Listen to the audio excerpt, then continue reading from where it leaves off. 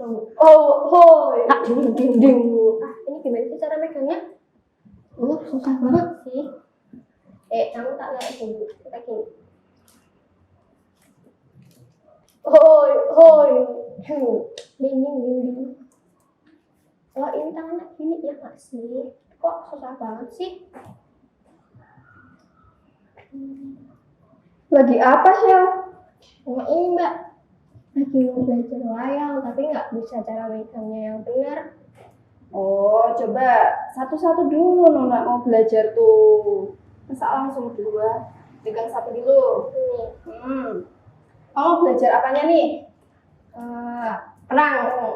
Wes. Perang berarti kita mulai dari cara megangnya. Oh, gimana? Ya, ini yang pertama. Dicekel gapite sebelah kene. Oh, gini. Ya. Ini. Tangan kananmu, tangan kirimu. Pegang yang kiri. Ini. Oke. Susah juga ya Mbak ternyata. Iya no. Terus Kita perang Mbak. oh kita perang langsung nih. Aku udah ini. Yo, Petro karo Gatot Kaca. Wih, Raden Gatot Kaca. Aku nggak bisa Mbak suaranya. Niki harus ngajak Petro perang kenapa? Manut sampean.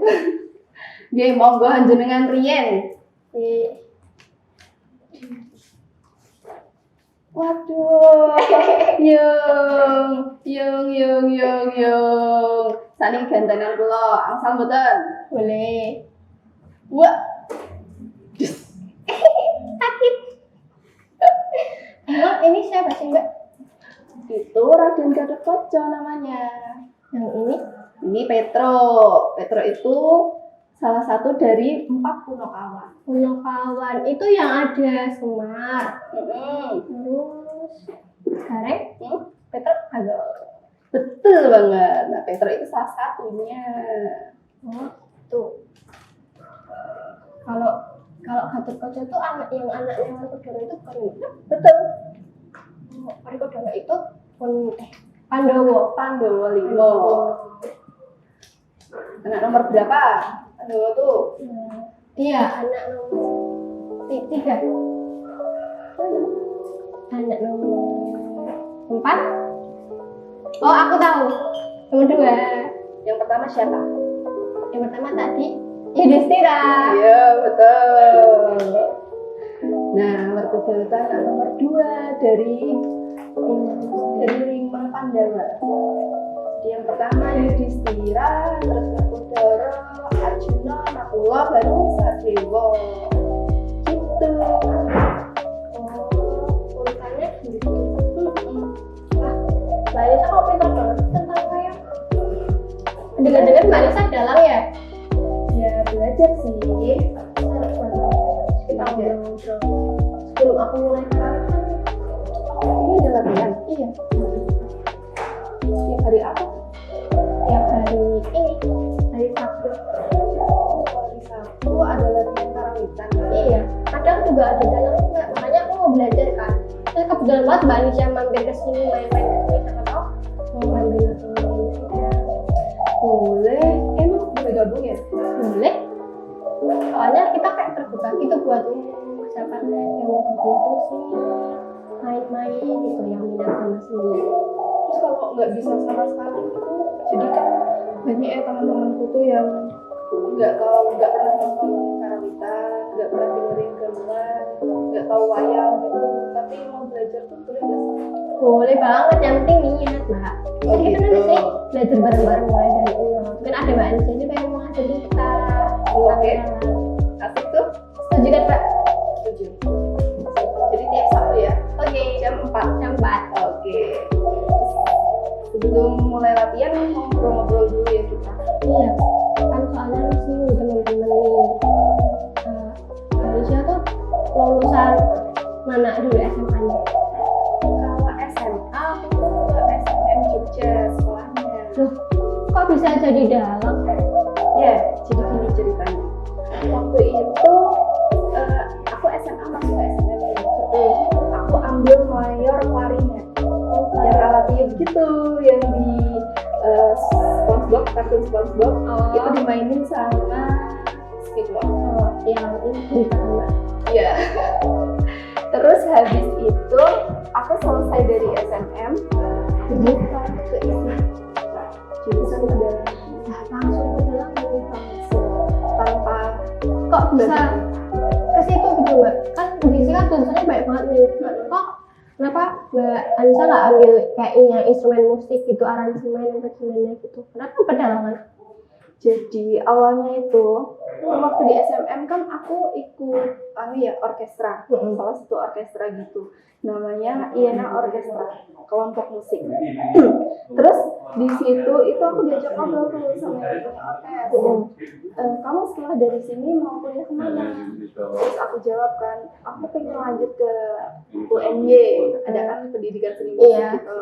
Terus tapi tahun depan, karena di tahun itu adik-adikku juga pada lulus sekolah. Ada yang lulus SD sama SMP, terus aku lulus SMA gitu. Jadi kalau Bareng dong lulus ya. kalau mau nyari kuliah itu kayak wah semua harus nyari sekolahan kan, jadi kayak berat banget. Terus aku mikir tahun depan aja nih aku mau kuliah. Nah terus yang punya orkestra itu kan namanya Tante Arita. Beliau bilang enggak kamu harus kuliah nih tahun ini gitu. Kamu masuk ISI aja. Terus aku jawab masuk ISI tapi aku nggak mau di musik lagi gitu. Ya udah kamu masuk aja jurusan pedalaman. Saat itu kan pikiranku jurusan pedalaman enggak itu kan untuk laki-laki. Jadi pedalaman dalang laki-laki. Iya, Ya orang mungkin aku bisa masuk ke situ kan. Terus aku juga nggak ada basic gitu. Terus dan aku bilang enggak pokoknya kita kenalan aja ke sana, kita ke jurusan, nanti kita ngobrol-ngobrol, kalau kamu cocok ya udah kamu daftar sana. Terus oke lah gitu. Tapi aku punya pilihan selain masuk di pedalaman dulu waktu itu. Oke, kalau harus kuliah di ISI mungkin aku bisa ambil etnomusikologi. Jadi dia kan masih lebih dekat sama musik. Iya. Ada etno gitu. Atau pilihan yang kedua itu yang sama sekali aku belum pernah coba. Itu teater. Oh, teater. Waktu itu aku punya pikiran untuk masuk ke sana. Tapi suatu hari aku diajak ke jurusan pedalaman waktu ada perform di sana tuh. Minggu ketiga namanya. Jadi di minggu ketiga itu jurusan pedalaman mengadakan pertunjukan wayang di mana yang menggalang itu mahasiswanya sendiri. Jadi kita ke sana terus berkenalan sama ketua jurusannya waktu itu Bapak Aris sama teman-teman di sana. Nah dari obrolan itu waktu pulang aku diajak ngobrol lagi sama tante. Gimana kamu masih ya jurusan pedalaman? Terus ya udah saat itu juga aku memutuskan untuk ya nggak apa-apa coba. Udah gitu aja. Mbak Anissa berarti masuk pedalaman ini keluarga dukung kan Mbak? Gimana sih responnya mereka sama orang-orang terdekat Mbak Anissa ini? Ya syukurlah keluarga tuh mendukung banget. Jadi di keluargaku kebetulan kita dikasih kebebasan untuk memilih pengen menekuni apa sih, pengen belajar apa gitu. Jadi dari waktu SMA tuh aku udah boleh memilih untuk milih SMA mana yang aku pengenin, yaitu di SMM. Itu didukung juga karena kebetulan yang mengenalkan aku musik itu bapak aku. Terus habis dari situ, nah aku tuh daftar kuliah sebenarnya aku nggak bilang-bilang, jadi aku diem-diem. Ceritanya itu waktu itu aku udah daftar kan, udah ngisi belangko, terus aku ujian tes sama macam-macam gitu. Aku nggak ngomong sama sekali sama orang rumah. Jadi kayak bener-bener ini aja. Aku mikirnya nanti kalau udah keterima aja lah aku bilang ya. Akhirnya udah pengumuman keterima itu aku baru pulang ke rumah bilang aku mau kuliah nih gitu. Kuliah apa? Gimana? Diisi. Oh ambil musik lagi. Enggak, udah lama. Kaget gitu orang tuaku, kok bisa? Kamu dari mana? Mikir dari mana gitu mau ambil itu? Ya nggak apa sih. Aku bilang gitu. Mau nyoba aja gitu. Terus barulah di situ diceritain bahwa aku punya simbah putri gitu. Jadi ibunya bapak aku ternyata dulu itu juga ngedalang sama bapaknya simbah aku, jadi Mbah Buyutku itu juga adalah di zaman dulu. Tapi karena punya anak gitu simbahku putri, terus lebih menekuni keperawatan. Jadi kerja di salah satu rumah sakit di Solo. Habis itu pedalangannya stop 100%. Terus anak-anaknya itu dari bapakku, terus bude-budeku gitu, omku, nggak ada yang melanjutkan itu. Jadi itu kayak berhenti di situ. Terus waktu aku masuk pedalangan itu bapakku baru menceritakan itu. Jadi aku baru tahu, oh ternyata aku punya simbah dalang juga. Cuman karena udah meninggal dan nggak ada peninggalan kayak mungkin gamelan, wayang ataupun naskah-naskah gitu. Terus cerita itu juga nggak ada. Jadi aku mikirnya, oh, aku nggak ada basic apa-apa nih. Aku mau masuk sana, aku nggak ada keturunan nih, gimana? Awalnya aku mikir gitu, tapi ternyata setelah diceritain, oh ya udah, for my information gitu. Jadi emang adalah keturunannya Mbak. Kebetulan iya. Tapi semua aku mulai dari nol dan sendiri gitu. Iya lah Mbak. Baik, itu dari lagi enak ke kalau kayak jauh ya. Kalau misalnya mau musik tuh kegamelan gitu kayak tipis-tipis gitu kan. Walaupun beda-beda tulis dan dia tulisnya. Tapi masih deket ya di musik ya itu. Kayak langsung ke terus kan kalau stigma dalang tuh kan cowok tuh Mbak. Cowok. Kalau tanggapannya Mbak Anu sih kan itu kan buat cowok lah, itu Mbak Anu tuh cewek dalang lagi masih muda hitungannya kan. Terus ini tuh cewek kayak ngapain sih jadi dalang? Gimana sih tanggapannya Mbak Anissa kalau ada orang yang kayak gitu tuh responnya Mbak Anissa gimana? Aku mewajarkan sih karena memang di dunia pedalangan sendiri entah itu mau laki-laki atau perempuan, jadi kesenian tradisinya ini aja masih yang belum luas banget gitu loh. Karena selama ini wayang kan di pikirannya masyarakat Indonesia itu hanya untuk penikmatan orang-orang tua, khususnya ya. Terus orang-orang daerah tertentu atau suku Jawa lah. Walaupun sebenarnya di luar Jawa pun banyak gitu yang kenal wayang, yang ngerti wayang, yang suka wayang bahkan. Cuman karena ini tuh belum menjadi sesuatu yang luas, jadi orang-orang mikirnya, oh wayang, oh seperti itu, oh dalang, oh laki-laki. Dan jarang terekspos kalau perempuan itu juga bisa mendalang. Tapi waktu aku mulai masuk jurusan pedalangan dan mulai belajar itu, aku ngerasa ya ini tuh nggak mengagetkan banget gitu loh. Karena pada zaman dulu pun sudah ada Nyai Panjang Mas, seorang dalang perempuan, jadi pelopor dalang perempuan gitu. Jadi memang bukti fisiknya seperti penelitian itu masih belum banyak, tapi ada. Terus waktu aku masuk pedalangan sebagai yang terbilang anak muda gitu, itu aku juga ngelihatnya ya nggak apa-apa.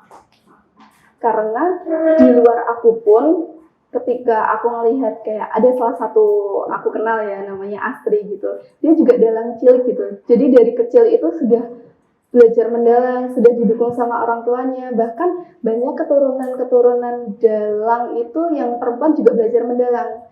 Kayak beberapa kan aku pernah meneliti nih. Jadi skripsiku itu tentang olah vokal dalang perempuan. Aku meneliti 6 dalang perempuan kebetulan. Yang 5 itu masih sugeng, yang 1 sudah meninggal. Ada namanya almarhum Bu Harni Sabdowati. Nisu Harni Sabdowati. Beliau itu juga dalang perempuan dari Sragen malah. Dan cukup populer gitu loh di zamannya. Zaman tahun berapa ya? Pokoknya ya 1900 mungkin 80-an atau sebelum itu. Sama juga. Terus dari situ ada juga Bugiah, itu dari Klaten. Beliau juga udah cukup sepuh gitu dan masih mendalang. Terus ada Nyi Wulan Sri Panjang Mas dari Wonogiri. Beliau juga masih mendalang sampai sekarang. Terus ada Nyi Keni Asmarawati, beliau juga dalang perempuan dan juga dosen di ISI Solo. Terus ada Bu Retno juga, Mbak Retno itu dari Kulon Progo, beliau juga mendalang. Jadi sebenarnya dalang perempuan itu memang sedikit jumlahnya, tapi masih ada kok. Bahkan dari zaman dulu. Jadi kalau orang-orang nanya, perempuan mendalang gitu, ya itu mungkin karena belum tahu aja. Karena belum tahu itu, makanya kita harus mulai mengenalkan bahwasanya seni wayang itu bisa juga didalami oleh perempuan-perempuan. Cowok aja dalang itu pasti kan ada tantangannya tuh Mbak. Tantangan terbesarnya Mbak Alia sebagai dalang perempuan itu apa sih bisa aku pengen tahu deh. Oke, tantangan tuh bisa dari berbagai macam ya.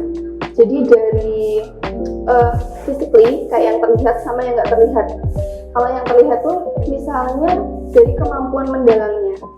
Kalau dari laki-laki sama perempuan itu jelas beda ya, karena fisiknya laki-laki sama perempuan pun beda. Kemampuan untuk mengubahkan, jadi megang wayang itu juga beda. Kayak tadi itu Kamu wayang segini kan ngerasa berat ya, tapi kalau laki-laki enggak. Karena memang fisiknya laki-laki lebih kuat dari perempuan gitu. Jadi perempuan tuh perlu effort yang lebih untuk belajar itu. Yang susah kalau dari physical itu ya dari suara otomatis, karena di pewayangan itu banyaknya tokoh laki-laki daripada tokoh perempuan. Terus itu kan jadi banyak cerita yang memang mereka mengadopsi lakon-lakon laki-laki, lebih ke laki-laki gitu. Itu yang pertama, untuk membuat suara kita mendekati suara yang kita mainkan. Kayak tokoh-tokoh yang dipegang sama Sheila tadi kan tokoh laki-laki nih. Iya. Nah, itu gimana caranya kita juga bisa tidak harus persis nih suaranya, tapi bisa seperti suara laki-laki. Terus yang kedua, otomatis dari paklirannya. Jadi permainan wayang, serangan, itu juga menurut aku sebagai perempuan ya lumayan susah. Tapi kalau dipelajari tentu bisa. Terus apalagi ya? Kalau untuk membuat lakon atau cerita naskah itu kan dari awal memang masih bisa diolah gitu. Kalau yang nggak terlihat itu, maksudnya kesulitan yang nggak terlihat itu mungkin ya stigma masyarakat gitu. Masih menganggap bahwa, kok perempuan dalang sih? Emang bisa ya laku? Emang bisa ya bertahan di masyarakat gitu? Ya itu yang harus pelan-pelan kita ubah. Mbak Anissa ini kan berarti udah di dunia dalang tuh 6 semester. Di pedalangan aku berarti udah masuk 8 sampai 9 tahun. Kan dari 2013. Sekarang 2022, jadi ya sekitar 9 tahun lah. Udah 9 tahun nih. Pasti banyak dong pengalaman-pengalaman yang menarik atau achievement yang udah yang Mbak Anissa banggain. Ada nggak Mbak?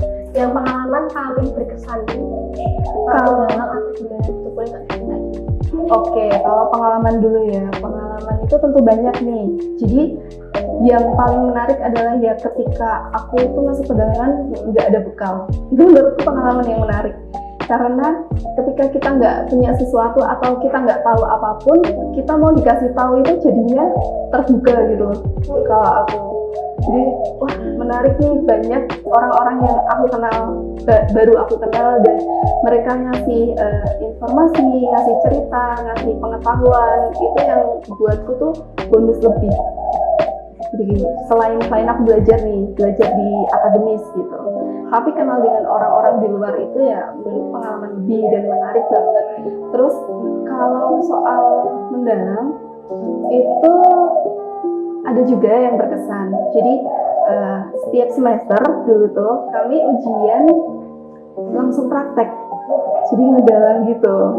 Tapi ya nggak full, jadi bagian-bagian yang kita pelajarin waktu di kuliah.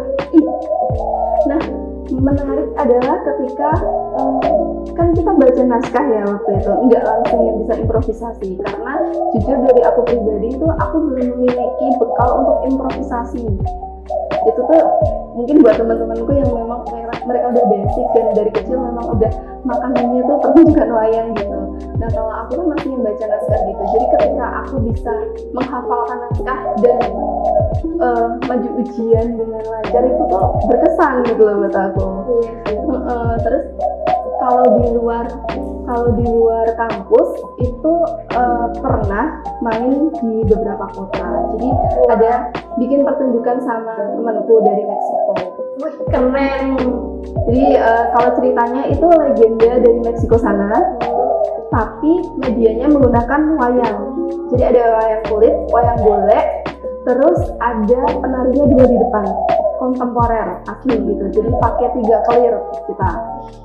Terus itu dipentaskan di Medan, di Tanah Karo namanya, Surakarta sama Jogja. Nah itu berkesan juga sih. Jadi dari ini aku bisa jalan-jalan, bisa kenal banyak orang, bisa juga ngerti cerita-cerita dari tempat lain gitu. Terus kalau prestasi sejauh ini, kalau waktu di kampus ya, aku mengikuti beberapa program-program gitu, misalnya kayak ada mahasiswa berprestasi, itu aku juga ikut. Terus kegiatan-kegiatan kayak hima, itu aku juga untungnya ikut. Jadi aku emang suka untuk berorganisasi dan ikut di kegiatan selain belajar di kampus kayak gitu. Terus kalau saat ini baru Desember kemarin aku dilantik jadi duta museum. Wih, keren. Kebetulan ada pembukaan itu kan untuk duta museum DIY 2022-2023, terus aku coba daftar. Alhamdulillah bisa masuk ke 38 besar. Jadi 38 besar ini menjadi brand ambassador untuk 38 museum yang ada di Jogja. Aku ditempatkan di Museum Wayang Kekayon. Tepatnya, udah tahu belum di mana? Jadi itu di Jalan Wonosari. Coba. Lumayan sih kalau dari rumah di situ. Jadi Museum Wayang itu memiliki koleksi wayang-wayang dari berbagai daerah di Nusantara. Oh, jadi yang punya wayang itu berarti nggak cuma Jawa dan Surakarta ya, Mbak? Sebenarnya enggak, bahkan di Lombok pun ada kok wayang Sasak. Bali juga punya wayang. Aku cuma tahunya ya wayang kulit, wayang golek, wayang wong gitu. Ada di Bali itu, mereka juga punya wayang. Pertunjukan wayang pun ada. Gitu. Jadi kalau di museum wayang kita bisa lihat koleksi-koleksi wayang dari berbagai daerah. Sana deh. Harus ke sana. Harus ke sana. Ya? Boleh ke sana. Nanti janjian sama aku ya. Atau Ke sana. Ada kurang lebih 5.000 sampai 6.000 koleksi. Cuman nggak semua dipajang. Nah, itu prestasi terakhir, maksudnya yang deket-deket ini sih buat aku. Keren sih, Mbak. Jadi museum wayang. Terus selain di pedalaman, Mbak, pasti kan kita punya cita-cita ya, Mbak, punya goals sendiri. Selain itu, Mbak, cita-cita Mbak Anissa selain menjadi dalang itu apa sih? Selain menjadi dalang, jadi karena masuk di jurusan pedalangan ya, kemarin karena aku belajar wayang secara langsung, aku mulai belajar wayang, aku menemukan keasikan saat penelitian. Jadi mengerjakan sesuatu yang kita harus research, kita harus mencari tahu sumbernya dari mana, survei kayak gitu. Nah, aku tuh seneng banget ketika aku meneliti dalang-dalang perempuan tadi yang aku ceritakan di depan itu. Terus goalsnya apa, cita-citanya, salah satunya aku pengen berkecimpung di dunia penelitian sebenarnya. Jadi di bagian penelitian aku pengen lebih meneliti hal-hal yang berbau dengan seni tradisi. Salah satunya itu. Terus kalau cita-cita lain tentu aja aku pengen punya ya kelompok seni kecil atau sanggar-sanggar kecil gitu, dimana bisa mengajak orang-orang untuk lebih mengenal lagi seni tradisi. Atau karena targetku kan sebenarnya mengenalkan seni pewayangan ini ke anak-anak. Jadi pengen mengajak anak-anak yang dari TK, SD kayak gitu untuk mulai mengenal, Menyukai wayang. mengenal, mendengarkan. Berarti Mbak Anissa ini udah punya beberapa cabang gitu kan, pedalangan, membuka sanggar juga. Mungkin Mbak Anissa punya sepatah dua patah-patah buat teman-teman biar memotivasi kita, biar kita tuh seni di dunia kesenian, di dunia pedalangan khususnya. Oke, teman-teman. Patah dua patah kata ya ini. Jadi buat teman-teman, kita itu memiliki passion. Setiap orang memiliki passion. Galilah passion tersebut. Apa yang bisa kamu lakukan? Jika tubuhmu mampu untuk melakukan, jika tubuhmu mampu untuk bergerak, ayo kita lakukan dari sekarang. Jadi kita jangan terkungkung dengan stigma bahwa oh ini cuma bisa dilakukan laki-laki, oh ini cuma bisa dilakukan perempuan. Tapi cobalah aja. Kalau memang itu bisa kita lakukan lebih baik, jadi itu bisa jadi bonus untuk kita. Terus jangan malu untuk mengakui bahwasanya kita itu memiliki seni tradisi yang bermacam-macam, wayang, karawitan, gamelan, tari gitu. Jangan pernah malu kalau kita memperkenalkan diri, oh aku bermain karawitan, aku belajar wayang. Terus orang-orang mikirnya itu kan cuma untuk orang tua, itu kan untuk suku-suku tertentu. Enggak kayak gitu. Jadi ayo kita mulai dari diri kita sendiri. Kita harus menyadari bahwa kita punya identitas sebagai warga Indonesia, identitas sebagai orang yang punya kesenian banyak. Jadi ayo kita gali dan kita semangat untuk mengerjakan itu. Keren. Makasih Mbak udah main-main di sini. Aku tidak harusnya teman-teman aku udah datang, kan teman-teman pada datang kita mau latihan karawitan. Ikutan ya Mbak, gabung. Boleh nih. Boleh. Gabung ya. Oke, boleh. Kita ayo belajar dulu Mbak. Mbak Anissa bisa main ini apa? Tanya saya aja Mbak yang gampang. Oke, mulai dari kamu. Kamunya belum dulu. Aku udah lama nggak pegang.